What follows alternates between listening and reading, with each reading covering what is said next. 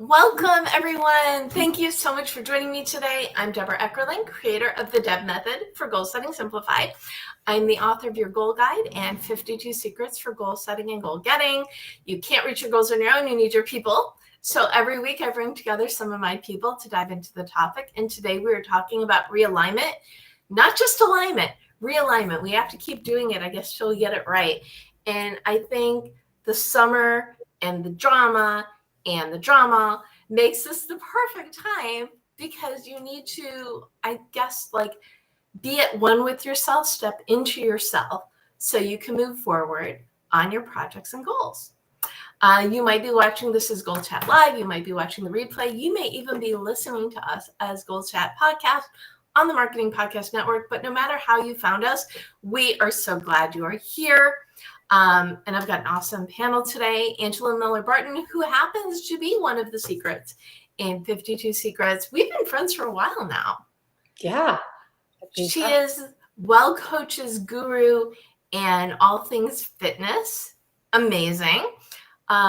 Susan Glusica, who I met through GEM, one of my networking events that I enjoyed going to. And she's like, oh, please, we have to talk about money on your alignment. Okay, yes, definitely. And Daphneleah, who I met through Women's National Book Association. We've been friends for a while now as well. We met last year on Pitchorama, and this year you got to pitch, and all is good in your world. You have such an important message, which is recovering from rightness, but I feel like I should let you all say who you are, even though I preview, got everybody excited. So friends, why don't you share who you are and why this topic of alignment is so meaningful to you? Angela, let's start with you. Thanks, Deb. I'm Angela Miller Barton, and I am, for the purposes of this conversation, I'm a personal trainer. I'm a health and well-being coach. And I would say that why realignment is so important is that we have to know who we are. We have to know what our values are, what matters to us, before we can set meaningful goals. And this time of year, of course, is great because you have that flurry at the new year and you set all these really audacious goals sometimes, and then you are reacquainted that life is messy. And so this is the time of year where you go, I have 6 months essentially left. Can I accomplish those goals? Can I make good progress toward them? And part of that requires us to know what actually matters to us as opposed to what matters to the world outside of us that we get influenced by that ultimately really doesn't have any intrinsic value to us. And I think that's where we kind of get offline. So that's where realignment, I think, comes into play, which is getting reconnected to what really makes us move as opposed to what we think the world thinks should make us move. Oh, that is so D in the Deb method of you, right? Determine your mission. You can't get what you want unless you know what that is. And I love that you mentioned it is, July is the new January. I talk about goals year round, and I only talk about them at the beginning of the year because it would look silly if I didn't. But yes, especially in the summer where it's almost like this burst of time and energy that you're like, okay, I'm going to work on me now. Yeah, exactly. Awesome.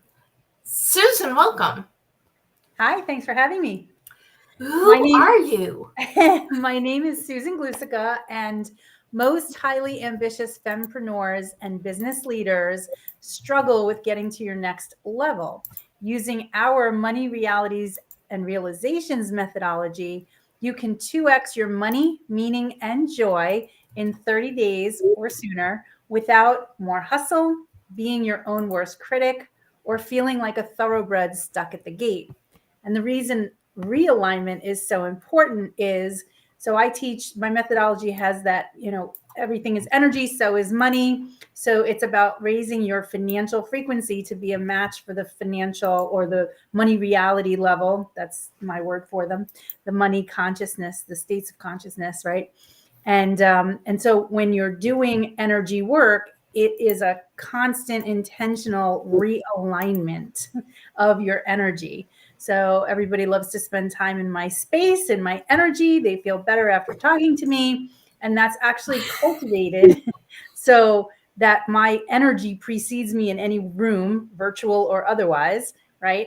And people feel better in my space. But then I teach people how do you do that for yourself so that you can lead your money, meaning, and joy with your energy. Oh, I love that. So it's alignment and realignment, but it's sort of like, I just tell people I can talk to anybody, and if I can't, there's something wrong with them. When you bring your energy with you, it impacts the entire situation. Mm-hmm. And that's Absolutely. as true for money and abundance as it is for everything else. Yep. Awesome. Daphneleah, great to have you here, my friend. Who are you? Thank you.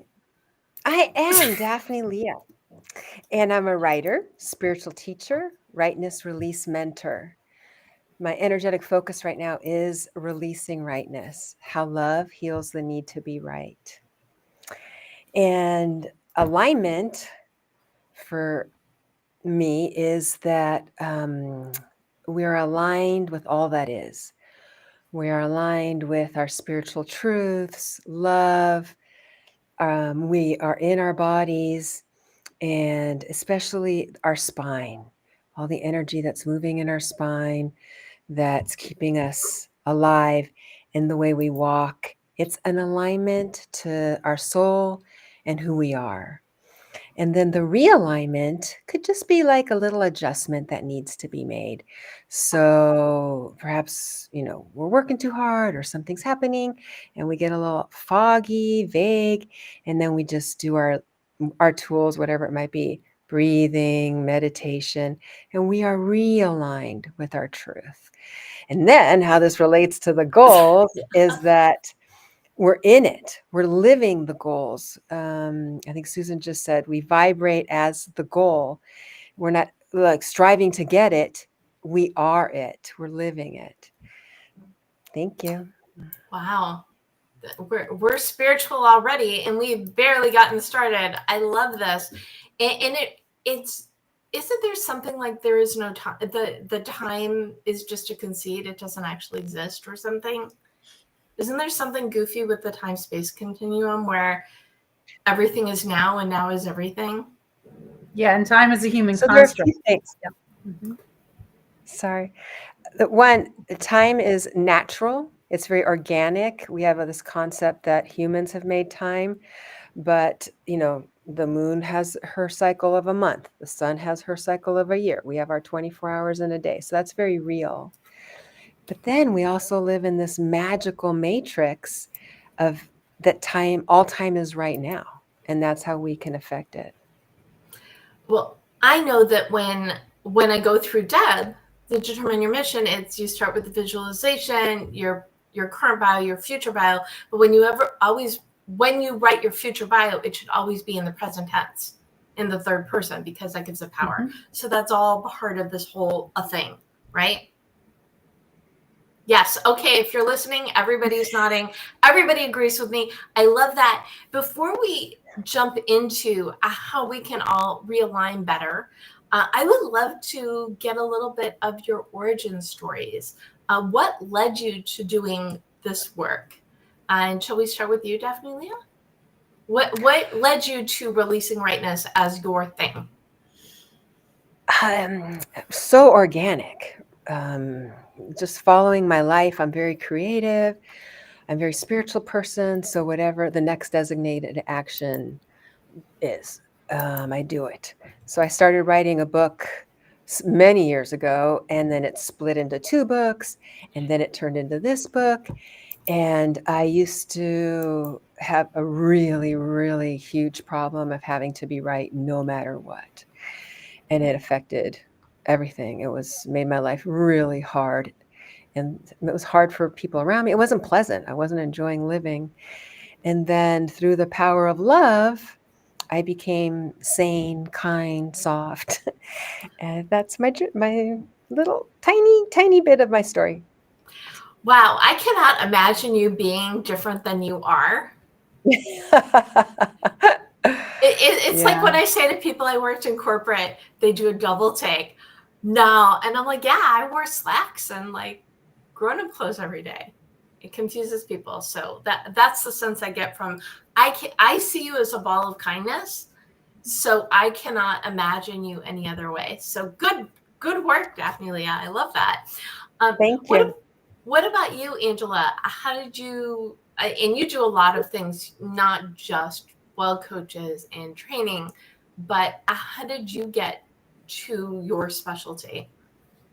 Yeah, so I don't think we've ever talked about this before.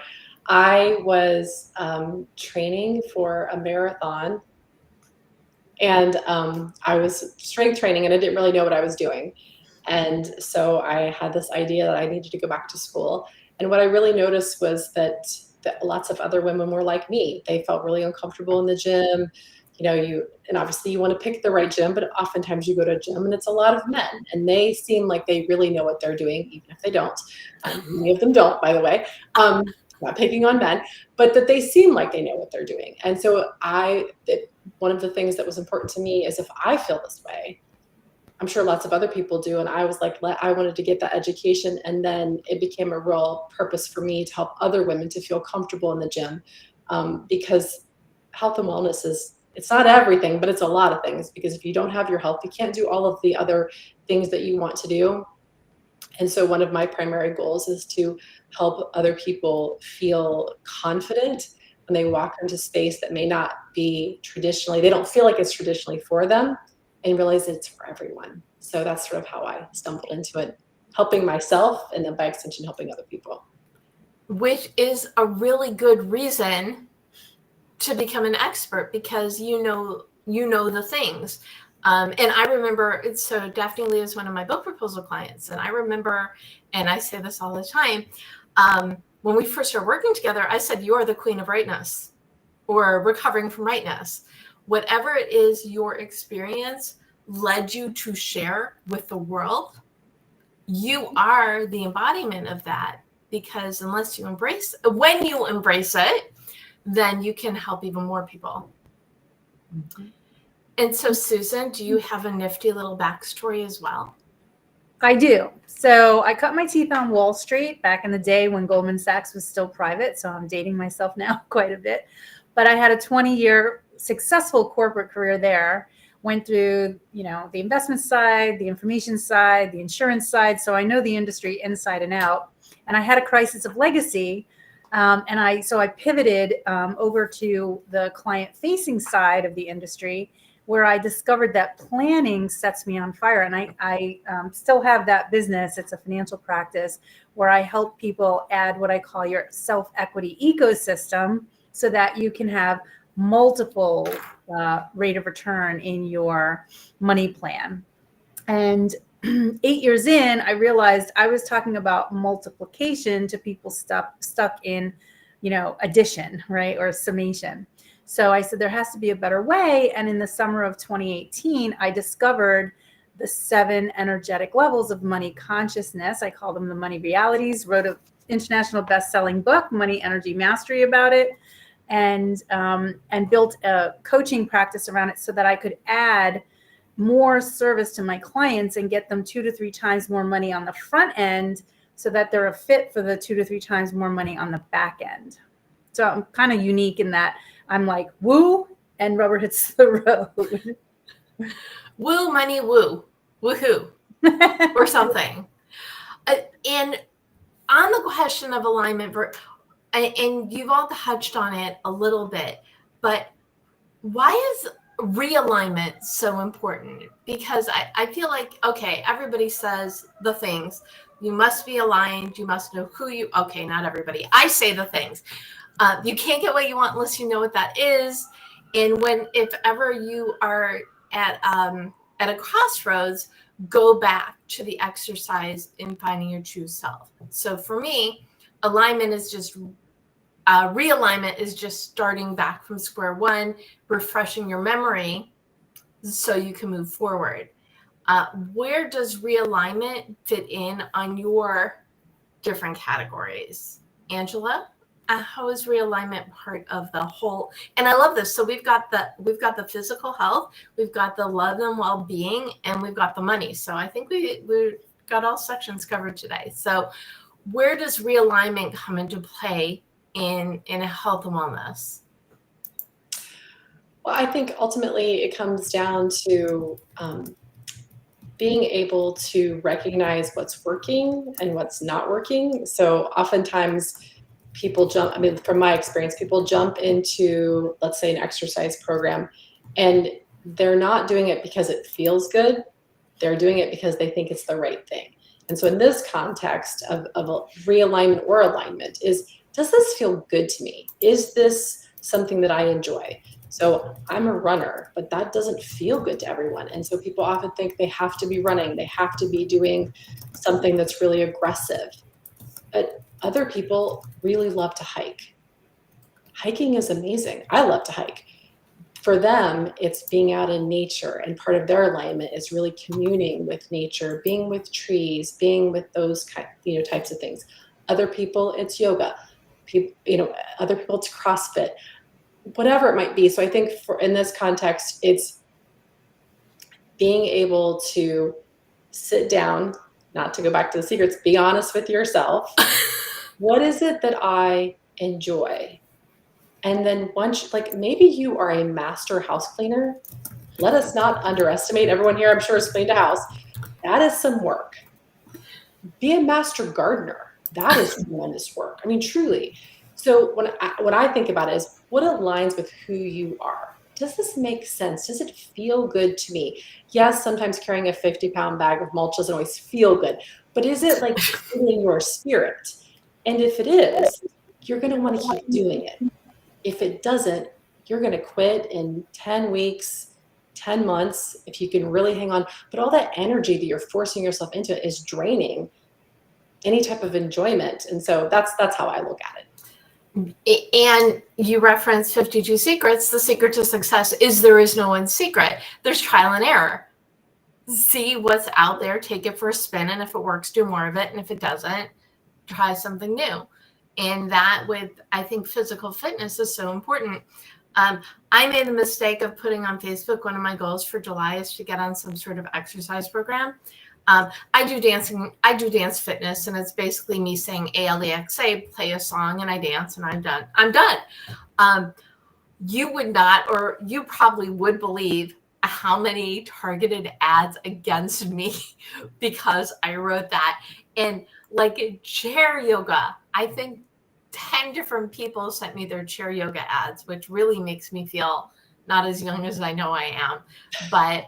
Or do you weigh this ridiculous amount of weight, which again, I also do not identify with because it's much more than I am. You also have to be, the lesson is you have to be careful what you tell the internet, because it will sometimes give you advice you don't need or want. Oh, good. I tied it back. Susan, what does realignment mean when it comes to your expertise? Yeah, so in our methodology, there are 7 steps to creating the money that you desire. First of all, let me just say up front, there's a lot of money resistance out there.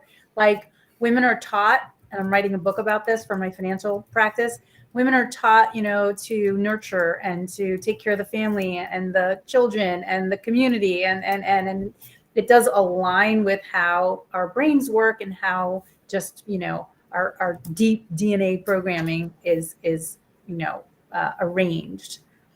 So as it translates to the money, there's a lot of money resistance. And when I step people in, I clarify the first 5 steps are energetic and the action is only in the 2. But what a lot of people do is they step right into the action without first identifying what they really want. And then the 5th step in it, right before you take the action, is you get into alignment energetically, which I'll tell everybody a pro tip today is, if you want to quantum leap your money attraction, your success attraction, whatever you're trying to manifest, right? I'm going to stay in my lane in money, but it applies across the spectrum. You want to have an attitude of gratitude, because it's the highest frequency we can embody. So there's love, that's 500 on the scale. And you can look at Power versus Force by Sir David Hawkins. He created the map of human consciousness. And that's where I got my idea of, oh my goodness, this is exactly how money energy works.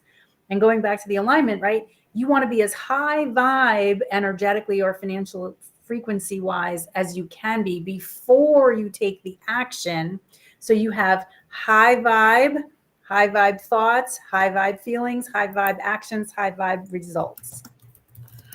Oh, so I have a good example. So like if you're laid off from a job and you're upset, you're never going to get a new job.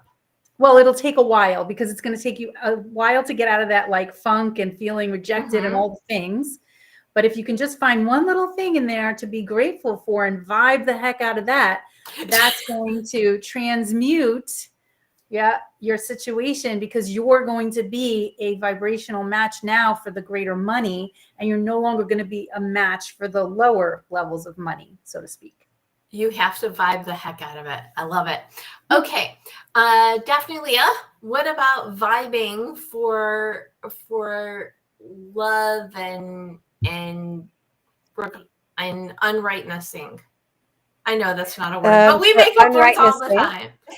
Yes. So how do you realign for your layer of expertise? So I would start with the word realigning, and it's kind of tricky because you think you're going back to something, but really, in my case, where you release rightness, you want to go past your comfort zone and try something new. So willing to be wrong, willing to be humble. There's going to be something, a little small shift, a change that is new and maybe a little scary. And then what happens is when you take this, which, might feel like this giant leap forward, which actually it is, even though it might look like a very small thing to people outside, that's what helps with the realignment, because it's really going back to who you really are, who your soul is. So it's not going back to the old way, you're realigning with your truth. Ooh. Okay. So what stops people from doing that? Because it sounds so simple, and it probably is like the least simple, right? Why is there so much resistance on all of these aspects? The basic one is fear, right? We have so much training and teaching to live in a box, follow the rules, don't, what is the poppy syndrome? Just stay small. We have so many years of learning to be small. We don't really have a lot of practice. And then, we all have our things that we're afraid of and we don't want to do. They're all the methods that people learn to love themselves through the fear. Like we're still afraid, but we just still do it. Okay. So be afraid, do it anyway, because the fear is what's going to keep you from being who you are meant to be. Angela, what stops people from getting out there and being healthy? Physically healthy. Oh, so many things. The first one is probably self-judgment. I've let myself go too much. I could never do that. Women don't do those things. Men don't do those things. I say that because I'm also a yoga teacher. I've had lots of men over the years come to my classes, and getting them there. And then they realize they love it. Some of them don't, of course, certainly, but some women don't love yoga. So I think ultimately is, and this is not against Nike, but everyone thinks that everything should be a Nike commercial, just do it. And it should just always be easy. I think that for most people, there's always going to be, even for things that they love, some friction in doing it. And when we can normalize the friction, for me, getting myself out the door is the hardest part. It's the hardest 5 minutes, and the first mile always is terrible. It's kind of like the first pancake. You always, I think that if we can just let everybody in on the secret, that there's always going to be friction. There's always going to be that, old curmudgeon in your voice in your head that says you should just stay inside and watch TV. That is just how it is, because often people over-identify with that. and they decide, well, it's easier for other people. I'm somehow this anomaly. We all have that. And I think that's the biggest thing, is that assuming that it should always be easy. If it's not easy, then somehow it's not for me. That normalizing that friction, and also, kind of to what I was talking about before, try a bunch of things. And also, as we get older, as we learn new things, as we go through different periods of our life, I'll go through periods where I lean way more into yoga. I lean less into running. I'll go through periods where, so being able to allow yourself to also like different things at different points in your life, different points of the year. Not, as Daphneleah was talking about, not boxing yourself in. I think all of those things help us to move forward and get what we really want, and that will shift over our life. Okay, you are going to laugh at this. I went through a running phase. Me. Why would I laugh at like that? 25 years ago. Because that does. You're 25. Sure. Let's say I was only 25. Yes, when I first moved to LA, I was working at a private school. So early afternoons, especially in the summer, and it was beautiful. And so I would go running around town, and not around town. There was a good expanse that was a nice 2-mile run walk. And now the thought of it, it's so I'm a really good example. I went through that. I went through my Aikido phase. I went from there to doing hip hop dance class. So I am an example of everything you just said. You're welcome. But one of the things, years ago, somebody posted, and I love using this as an example. She was trying to find a new physical fitness type hobby thing, and she was going to try one different thing a month until she hit on the thing that she loved. And I don't know why, but I think she ended up with boxing. I don't even know. But the point is, life trial error is important. It's going to help you really come into your own. Absolutely. I feel like, Susan, you could talk for 20 minutes or longer on the answer to this question. What blocks people from money? It feels like, of all the things, one of the most common. Am I wrong? Well, I'll say this. The problem before the problem that I actually solve is that women, I specifically focus on fempreneurs and business leaders, that, it's not stepping into your value. I see it all the time. So we're value, it again comes to our programming and also our relationship with money, right? And what our money story is, right? So I help people rewrite that, even if they've rewritten it in the past.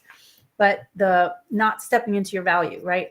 Not acknowledging what your value is, right? And then how do you step into that in an aligned way? We're talking about alignment today, right? So this all has to be aligned. It's not what I say your value is, right? It's let's align you with what is your value. And that can be a combination of your top 3 values combined with how the world sees you at your highest value. And for that, I use Sally Hogshead, How to Fascinate. It's the only one that shows you that. So when you connect the two, you have that sweet spot in the middle of your value, right? So once you crack that nut, the calling in the money becomes quite simple. And yes, easy. You get to have it be easy. I'm not talking about physical activities, right? Because there are muscles that you need to have, like strong and all of that in the physical sense. But once you don't you need the money muscles? Well, doing it in an aligned way does strengthen the money muscles. Okay, then. So basically, are we saying trial and error practice makes better? Is that the common thread to everybody? Because in my world, I'm giving you a proven methodology. So I'm a product of my process. And in 2019, we had our first $1 million year from being going through the process as well as walking my clients through it. I beta tested it with, 30 plus people just before I actually sold it, right? So to make sure everything, because I only teach what works. But it's not trial and error. It's Okay. standing on my shoulders to go farther faster, right? Got it. Okay, so I am trying to take my needle and thread and tie all of the things together. But in answering though the question of what stops people, you're saying it's not stepping into your value. Daphneleah is saying it's fear, and Angela is saying it's self-judgment.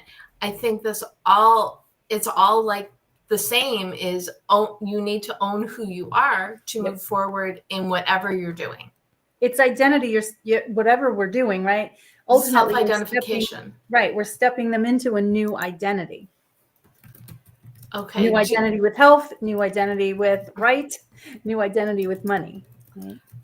Okay, so alignment is identity, or alignment is you want alignment with your identity. What about those in an identity crisis? How do we fix them? Oh, I'll leave that open to everybody. Okay, let me ask it a different way. Have any of you ever found yourself in an identity crisis in any of these realms, and how did you step out of it? All of them. So I've had injuries, and I go to a gym now that's for people with mobility issues. And that made me change my identity, right? Because I went from a person that could walk and do all of these things to someone that couldn't. Now I can walk again, but it's very slow and it's not what it was like. Exercise is critical for mental sanity and physical sanity. I like it at all. It's just not my thing, but I do it because it's so good for me. And then as Susan is saying, she said quite a few things with the value. That's been identity was that I was valueless. So I had to learn that I was a jewel, that each one of us is a jewel, and how can we shine and polish ourselves. And then with my personal healing from rightness is that I had to be willing to change my whole identity. I had to be willing to be a person that was wrong. Or even if I was right, it kind of doesn't even matter. I had to be willing to listen to other people and listen to their perspective. So willingness has a huge component to the identity crisis, is that the old identity doesn't work anymore. Are we willing to become the new identity, a new person? That's so well said. And I'll just add to that. Talking about identity, so there's two ways to create money.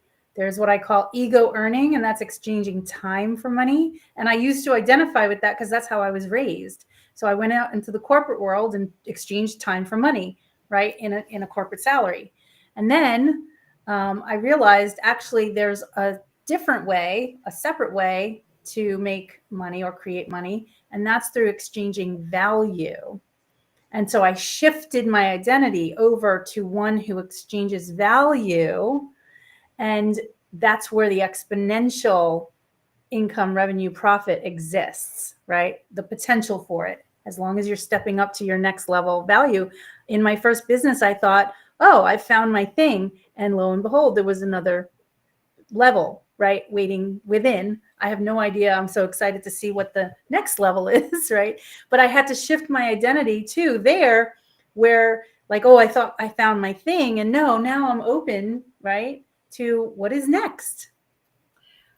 That's why, I start everything with Deb, determine your mission, because who you are doesn't change, but what you draw to you will or may. But the essence of what we want from life, that's who we are is who we are. I know, I'm so deep today. Angela, what about you? What are your thoughts on identity crisis and getting through it in any or all of the realms?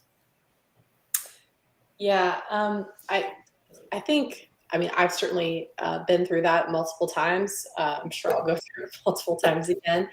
I agree with you and I disagree with you in that I think that to an extent, like who we are inside, like our core of our person pretty much stays the same. How we put that out into the world changes over time. Kind of like Susan was, her example of like different, ways that she's worked over the years. And I think that when we change how we see ourselves, that changes our external identity. Like, do I identify as an exerciser? Do I identify as in my realm? Do I identify as a healthy eater? Do I identify as a grateful person? Because I agree with what Susan said way back, talking about having an attitude of gratitude. It's so important. I also think that part of that identity crisis comes from the idea that we can't change. I often hear from people that I'm not an exerciser because I'm lazy. And I've probably really shared this with you before, Deb, because this one's my sort of personal mission, is that it's never true. I mean, yes, we can all be lazy, but really that's never true. Often it's very much things like, I don't feel comfortable. I don't want people to judge me. I wouldn't know where to start. But believe it or not, saying that I'm lazy is so much more socially acceptable than I feel so unsure of myself. And I think that's also where a lot of our identity crisis over our life comes from. When I just feel so unsure, I feel so unmoored by life experiences. Maybe you've gone through a divorce, a move, a death in the family, or maybe you've had all of those things. And like, as you started today, drama. We're living in a lot of drama. All of those things can make us feel really unsure. Like, am I who I think I am? And so I would say that ultimately it always comes back to, we all, I don't want to say should, ideally it's helpful if we all have a practice, whatever that practice involves, of being able to reconnect with oneself and be like, what really matters to me? What are the core things? And everybody's are going to be somewhat similar, but then we're all going to have some things that are different. I think most people would say that their family, whether that's family of origin or family of choice, matters to them. Their friends matter to them. And then, extrapolate out and then asking myself, am I living into those things? And when we know that we are, we come back to our identity. It might look different in our 50s than it did in our 20s or in our 70s. But then that crisis ends when we go, oh, I've come back home. So it's a long journey. Sorry about that. Oh, no, I believe you answered my next question, which is, how do you refresh your identity or the sense of self? And you're saying to have a practice that brings you back to who you are. What do you do when you're lost? I guess is an actual question. Well, is this for anybody to answer? I wanted to ask Angela. So when you are lost, is that your answer? Is to have a practice that brings you back to who you are? I say yes, but if you don't have one, I think most of us only have one because we got lost. I only have one because I got lost multiple times. Mine is to get really low. And what I mean by low is get like really down to the ground level. So that might just be like, I have to start out laying in the grass for a while. I mean, I'm one of those people, like, I'll go out and lay in the grass and look at the sky and be like, okay. Okay, so you start with the discovery stuff to figure out who you are so you can get back to it. Yes, but also just getting back to those really basic things. Like, even if it's like, I might need to lay in the grass, but also I just get a blank piece of paper, not even any lines on it, because that's just too stressful, because it feels like I write all those things, right? You just write really big. And whatever happens to be causing me the distress. So sometimes the question is, what's the problem? Why am I confused? I mean, it's going to differ depending on what's going on. For me, I tend to go to pen and paper. That's sort of my jam, because I'm a writer, so that's my thing. Other people's is going to be something else. But when I say get low, what I really mean is get down to super basics. Because oftentimes it's just that it's noisy. It's noisy in here, it's noisy around. And I think that's But again, if someone's listening to this, they say, I don't have one and I'm in some terrible space, this might be the first time. You don't know that you need that toolbox until it happens. And then you're like, well, crap. But then here's your moment. I'm telling you, well, welcome to the human existence. You've now met this moment and you will figure it out. But the hard part is I can't tell you what that is really. I can tell you to get low, but yours might be to get high. Yours might be to climb a tree. I don't mean to get high. Should have said that differently. Elevate. I meant to say. So that you can hear yourself. I think we've all had those experiences where you can't hear yourself because it's all this other static. So yeah, Yes. we'll figure it out. I promise. I love that. And Susan, I'll let you chime in just a second. I have been doing a lot of talking lately about goal setting and goal getting in challenging times. And my answer to the question is to find the things that bring you joy so you'll feel good enough to do the things you have to do to get unlost. And Susan, what do you do, or what can people do when they feel lost? So I talk a lot in my practice about mastery, right? What's mastery? Masters are experts at repeating the fundamentals over time, right? So the freedom, if you will, is to be found within the structure, right? So if you think about that, however it applies to, your discipline, so in my practice, right, of the 7 money realities, and every day we have a focus hour, right? If you keep to that and you're taking focused action on top 3 ways to bring in whatever the amount of money is that you want in the next 30 days, the rest of the day is gravy, right? But then you have to identify as a master, right, to show up and do those repetitious activities day in, day out. It's the non-sexy, right? But then if you're doing that and you're dedicated and disciplined to that, it's going to pull you through and you're actually not going to be too lost too often. Got it. It's like going back to basics. Go back to the fundamentals. Mm-hmm. And I like identifying, and it's almost like reminding yourself that you've got this, that you will get through it, is part of the process of getting through it. Yep. Okay, Daphneleah, what do you recommend people do when they feel lost? Well, first I'm going to just say yes to all 3 of you. And I might repeat a little. Over this last weekend, I had a lot to do. So I was working. And then I could not work anymore. My brain stopped working. And I was lost. Just at a very simple level. Not in the past, I've been very, very lost, changed, my life wasn't going the way I wanted it to, so I had to change the whole thing. But this weekend, it was just, I was standing there. I had no idea what I was supposed to do next. I didn't know what was happening. So I just stopped. It just stopped. And my favorite thing is breathing. So I did a meditation. I lied down. Oh, I always forget, lay. One of those things. I was horizontal on my bed. And I listened to a meditation, which helped me just stop. And really, I needed more rest. There was nothing else more for me to do. Woo! I don't know what's happening to my English today. Oh, it's a good thing you're not on a nice, podcast or anything. That might be a problem. So it had to do with finding intimacy myself. So like when you were saying the value of yourself is so important, because then you can take that next step to take the time to listen to what you need. So when we're lost, it's just about finding what do we need next, which can be hard because of everything that you all just said. But I think the shorter answer of what you did was self-care. Yeah.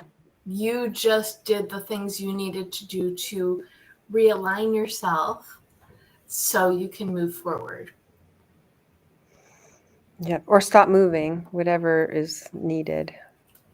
Right. Well, self-care is one of those things, and I'm certain we've talked about this, Angela, because you've been on several times, but self-care is not selfish. It is making you your best version so you could go do the things. And again, everybody is nodding. If you are listening to this, everybody agrees with everybody. In my book, I do say that it is selfish because we don't have another word for it.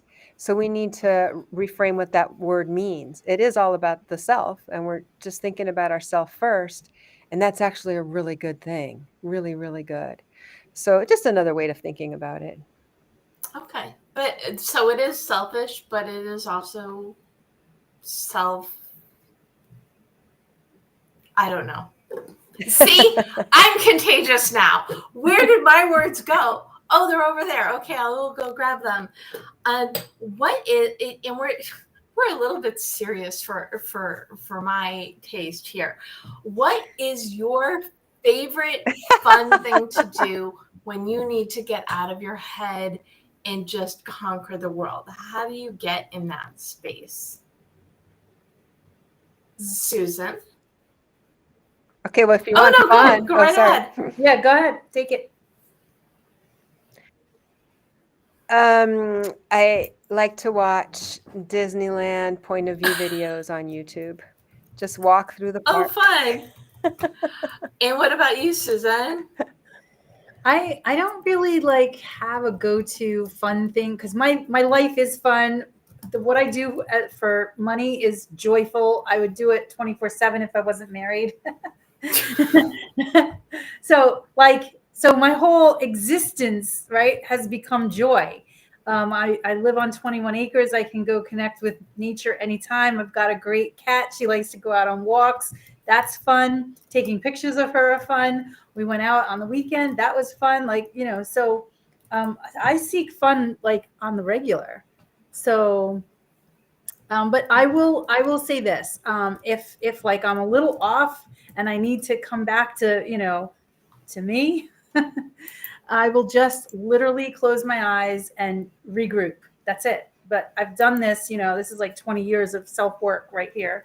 And it shows because I can now just do it like that and keep going, right? There's very little that slows me down.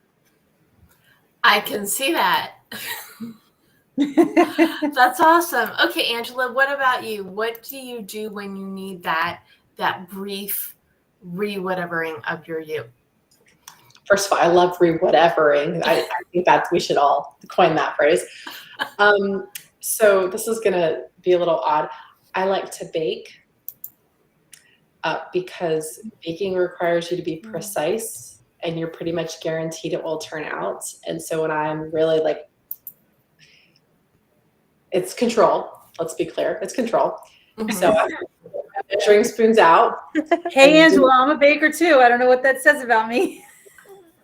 Well, I won't say that for you. Mine, I think, is because my mom was a baker. And so for me, when I'm stressed, I like to have the Food Network on in the background because the sound of mixers and stuff is very soothing because it reflects chopping is very soothing. But that's what I will do and also it requires your attention. So I have to stop perseverating on something. And so it allows me to really focus in. And then you have some lovely treat to eat or to share with other people. And then, back to the joy thing. And if you go share, when you show up at someone's door with freshly baked whatever, no one's unhappy. Everyone's happy. I mean, they'll say, oh, I really shouldn't, as they take it from you. They're thrilled. It's a win-win. We call that baking someone happy. Exactly right. It's also creative, right? So when you're in creative action, right, or space, that regenerates you as well. But I never made the connection. Just ask my husband. Well, what is it? On you. That's me. Well, what is it that cooking is creative and baking is science?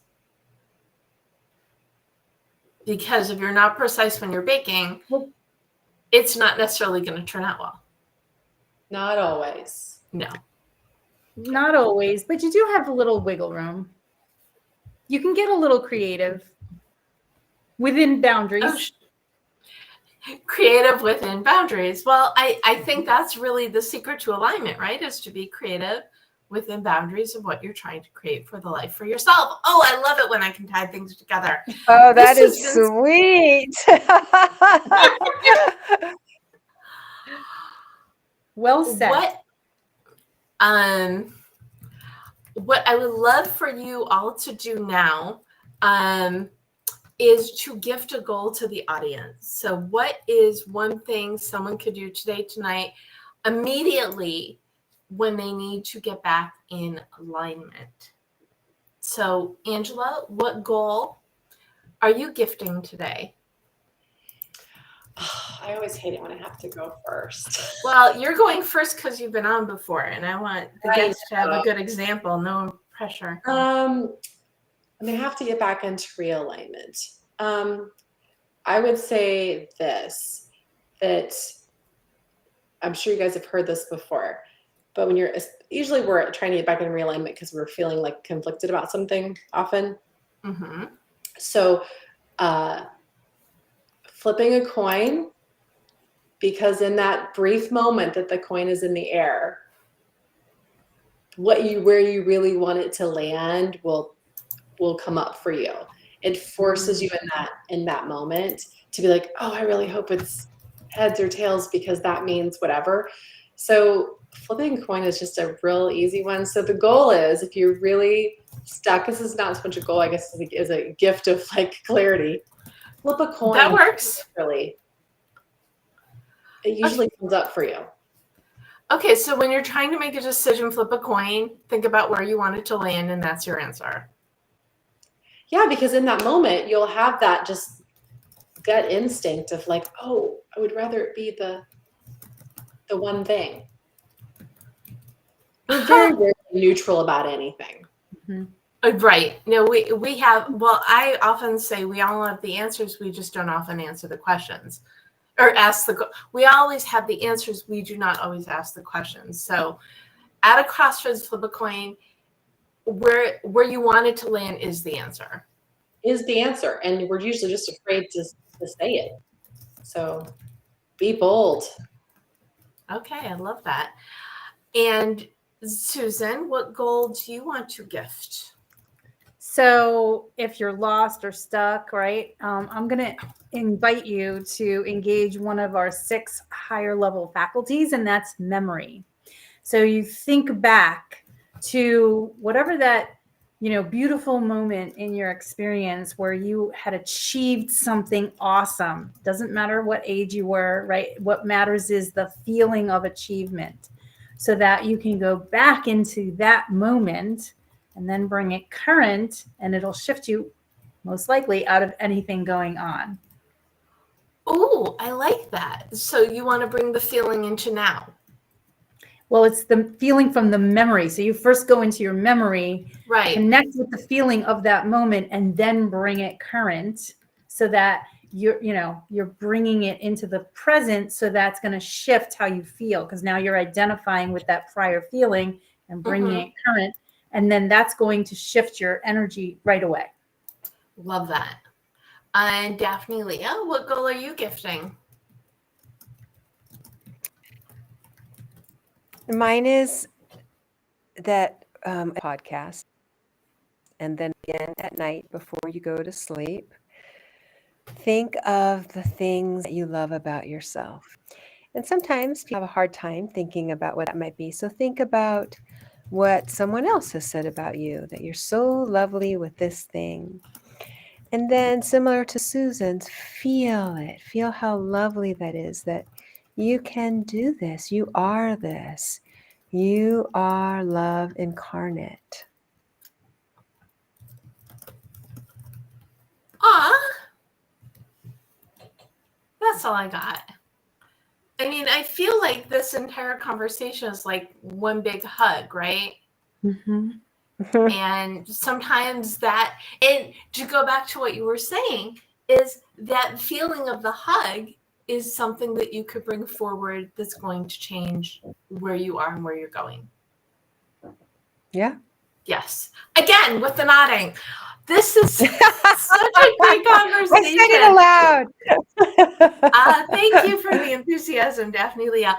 Where can people learn more about each of you? Angela, where's the best place? Oh, you can find me at LinkedIn, or you can find me at wellcoachesschool.com. Excellent. And Susan, where can people learn more about you?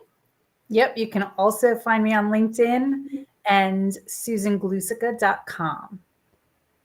Okay. And Daphneleah, where can we find you? Daphneleah sk.weebly.com and on Instagram, Daphneleah SK. Okay. And if you want to learn more about my awesome guests and get the recap and the goals, you can go to thedebmethod.com/blog. I will also have everybody's links in there, as well as the links to their LinkedIn, because that's my favorite Rolodex. You know, you meet people, you connect with them, they stay in your world. So like I said, go to thedebmethod.com/blog. I am live every Monday at 4 p.m. Pacific. And you can also subscribe to the GoalChat podcast at your favorite place to get podcasts. And if you need a little bit of extra inspiration towards your goals, you can grab a copy of your goal guide and or 52 Secrets for Goal Setting and Goal Getting, how to stay focused, grow your network, and get more done in less time at your favorite place to buy books. We're all about the motivation and the inspiration. You know, learn from the people around you so you can do better, be better, create that life that you want. Friends, what final thought do you want to leave people with today? Susan, final thought? Wait,